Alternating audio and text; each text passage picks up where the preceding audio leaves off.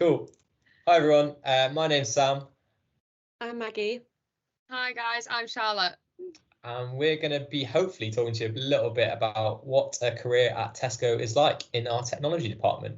So we'll start with a couple of introductions. So I will go around the circle in terms of what we do. So start with you, Charlotte. So I'm a technical program manager, and what that means is I engage interested parties or people or stakeholders in a program or project that's happening within Tesco Technology. I help the other job families, so cybersecurity, product managers and software engineers, in making decisions on the product and the direction of the product. I keep and maintain the plans for that product or project, and I am responsible for the delivery of the same. Maggie? I'm a software engineer, and what we do is we work with the program managers and the product manager to design systems, design software, to then actually implement those designs and write them. And we discuss, so we take what would be called the business needs from like the product manager, and we help come up with solutions for these needs. Cool. And so I work as a product manager, and we see ourselves as sort of the creative element, I guess. So we take a vision for what we want to achieve. So whether that's a till to work better for more people, or a new functionality that we can introduce, and then we try and take those ideas, which might be completely wacky, and bring them down into things that the software engineers can actually produce, that's actually feasible, and that is our role really. But it does like range quite a lot. So we can do design with like websites, how they look, things like that. But we also have to sort of prove that what we've created has value within the business. I think that's a really important point as well, so that's the sort of more technical element of what we do. So yeah, the second question. So how did we all begin our careers? Starting with Maggie?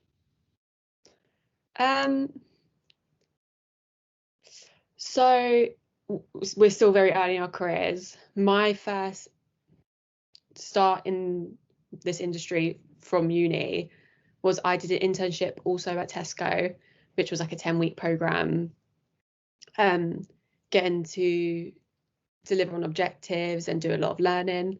And then from then I decided I loved Tesco so much that I came back for the grad scheme. I found out about Tesco generally when I was looking for internships actively, and I came across Tesco and I fell in love with a lot of their core values. So yeah, for me, I come from a completely random background in terms of work. So my family business it used to revolve around haulage, sort of like driving trucks up and down the country. And so like my first real professional experience was working in that. I'm a qualified transport manager, which means nothing but what my job actually entails now. But I really want to work in Tesco's supply chain, which what I thought at the time was going to be a lot of trucks and a lot of mapping routes, things like that. Has nothing to do with that. It's very technical, all about forecasting, things like that. And there's a lot of code involved in creating models and algorithms, and which was a nice surprise when I got there, because it means I now have a few technical skills.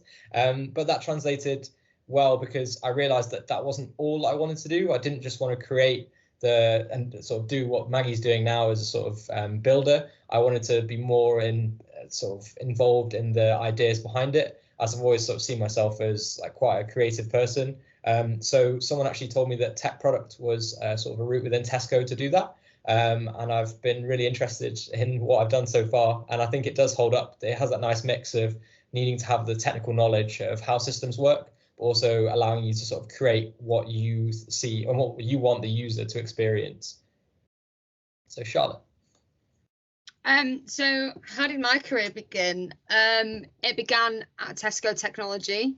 I'd never done an internship or really any work experience in technology beforehand. My degree is in law, and initially I wanted to be an academic, but then on recommendation of my cousin, I started to look into technology and ended up doing my dissertation on whether artificial intelligence, or specifically machine learning, would see the end of use of judges in the judiciary in the court system in the UK.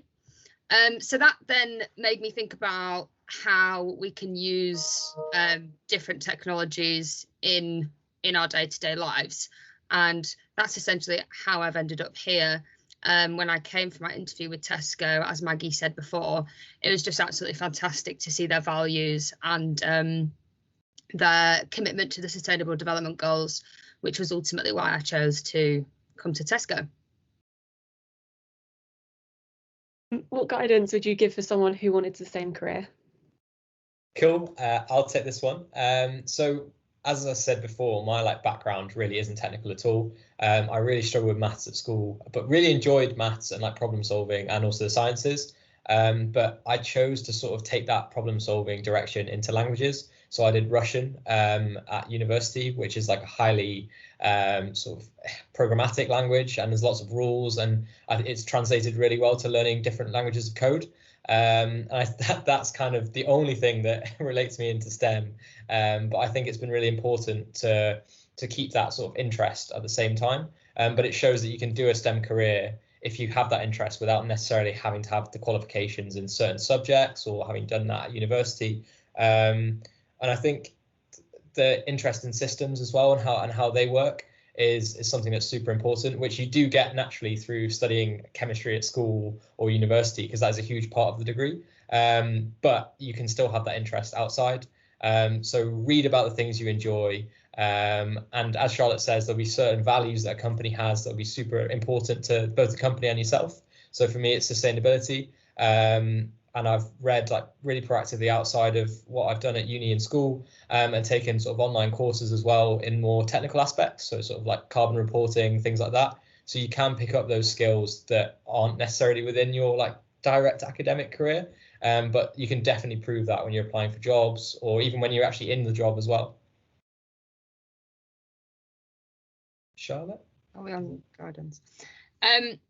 My guidance to anyone wanting a STEM career would be to do as many extracurricular activities as you possibly can. So from my experience, from college upwards, I was involved in managing the colleges at university. I've been on the university radio, and I was a representative for the law department, for the leadership in uni. Now, why I'd say do as many extracurricular activities as possible is because they really help you gain a lot of soft skills in communication, in how to pose yourself, in stakeholder management, that have really helped me since starting my STEM career at Tesco. I think that the more experience you get with extracurricular activities, the more used to speaking to people and having to communicate in different levels of technical or non-technical aspects will be a big benefit. So yeah. The guidance I'd give is, so STEM is the type, there's a lot of industries and a lot of fields that haven't changed in many years. That is definitely not the case with STEM and technology. It's changing on a daily basis. So often it can feel like you don't know everything. And the thing is, you're never going to know everything. There's experts in their field that don't know everything. And it can be a bit daunting. It can be a bit intimidating, and it can get you down sometimes when you're constantly coming to get up against new things that you don't know.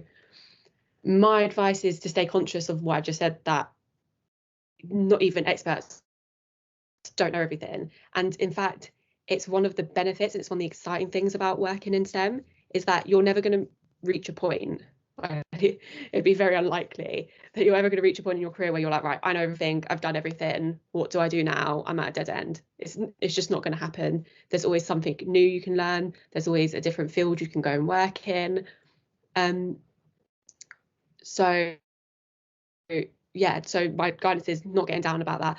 Also, learning, you'll learn a lot in school, you'll learn a lot in but when you want a broader understanding And personally, something that I found to help me learn a lot easier when there is so much to learn, because there is no set list of learn all this and you're good to go, is setting up your own little projects in things that you're interested in. So if you're interested in games, go and make a game in your own time.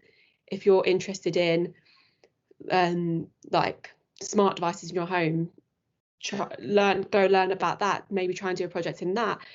And when you do that, you might hear that and be like, I have no idea how to do that, and I'm a software engineer, I work as a software engineer, and I have no idea how I'd make a game. But if I was to pick up as a project, I'm going to learn a lot. You've got the internet, which you can learn through, and because you're doing it as a project and something you're interested in, you're going to end up teaching yourself a lot and learning a lot from. There's a lot of online communities as well. Like a lot of people have like Stack Overflow, but there's a lot of online communities where there's people willing to explain things. You find a lot of people in STEM are always willing to pass on information, always willing to explain things. So yeah, my guidance is definitely to always try and learn past academics, try and learn on your own and do it in a way that you find enjoyable. Yeah. No, I totally agree with everything you said there, Maggie. I think this is a really difficult question, but did you always do what you do? Did you always want to do what you do now? I mean, the straight answer is no. I didn't always see myself or envision myself as a technical program manager.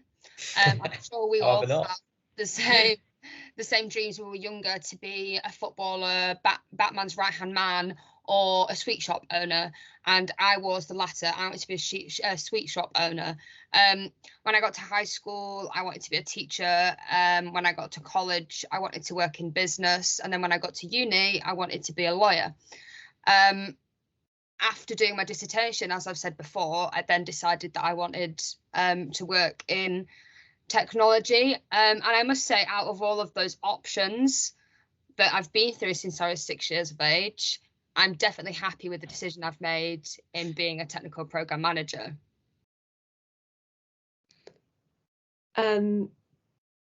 I honestly, this isn't always what I wanted to do. I've always liked science. When I was little, I had a circuit board, but I wanted to be, I think, a children's book illustrator. Then I wanted to be a primary school teacher, and I actually started studying for a year at uni to be a primary school teacher.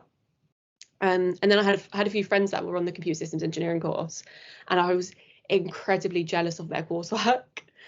And I'd studied GCSE computer science, but in uni I was incredibly jealous of all their software coursework, and I had to make a swift course change, and I switched degrees. So from probably about my second year at uni, so probably about the age of 20, I've known that I've wanted to do this, but not since I was younger. But I think that's a great it's never too late to get into STEM type of thing. There's loads of different entry points, and there's loads of different ways to get into it. And I think for me, being a product manager is never going to be something that you come out of school being like, I want to do. It might be now, but when I was at school, definitely wasn't the case. And there are lots of jobs within tech, whether it be cybersecurity, being a software engineer, that's slightly more well known, but being a product manager you weren't made aware of those sort of roles. I think tech is constantly evolving, and with all STEM roles really, that there are things that you'll realize as you go through those sort of stages of school, university, that things just exist that you never thought would be possible. So I think for me, I always wanted to work in sustainability, and I think I've got to the point now where I can do that if I want to, because I can work on technology that has an impact that is sustainable. So I think that's important to keep in mind, that even if something is not the job role or the industry that you expected. So Tesco isn't naturally a sustainability related company, but obviously the impact it has and the job that you do to make the technology greener, to make it more efficient, will massively impact that. So I think it's having both an enjoyment of your job as sort of a day-to-day role, but also those wider values as well. That's super important. Cool. I think that's all from us. Unless Charlotte, Maggie, you have any last points? No, thank you. Thanks for listening, and good Awesome. luck, guys.